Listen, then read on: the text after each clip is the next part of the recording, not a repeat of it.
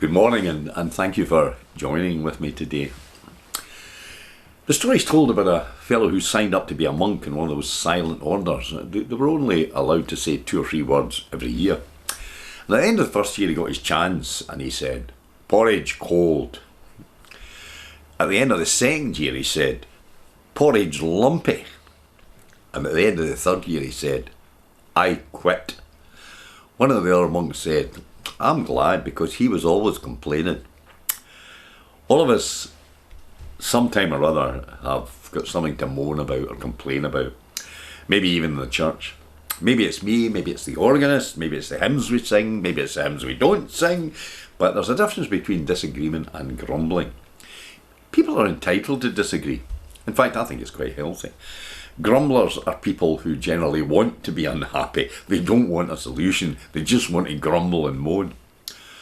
They're kind of like woodworm as they chew away at the foundation and confidence and vision of the people of God. Over the years, I've known quite a few. Some of them have even sent me unsigned notes. A minister one Sunday morning found an anonymous note with just one word on it. It said, "Fool." That morning he held the note up to his congregation and said, "I've known many an instance of someone writing a letter and forgetting to sign their name. This is the only occasion I've ever known of a man signing his name and then forgetting to write the letter."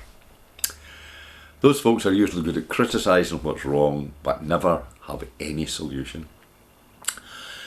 I often wonder what changed the opinions of people who welcomed Jesus into Jerusalem that first Palm Sunday. They were happy, and yet a few days later they were shouting, "Crucify." What changed them? What went wrong? Did Jesus begin to speak of sacrifice when they wanted victory and the Romans out? When he suggested the kingdom that he wanted to rule was a kingdom of hearts, is that not what they wanted? He wanted peace, they wanted war, and they turned against him. I don't know. Moses, when he led the children of Israel out of Egypt, had complainers as well. They complained, "You brought us out here to starve us. We're going to die out here."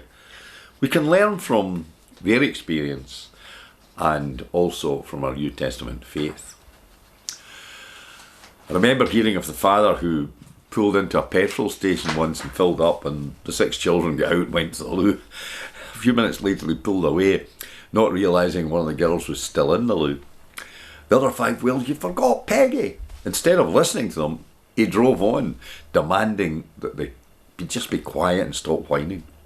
After having driven for some minutes or so, he calmed down enough to realise his mistake when he turned around and went back and said, "Why did somebody not tell me?" The message in all of this is, to me, that now and again, maybe I need to listen a bit more, even to the grumblers. Sometimes their concern is legitimate.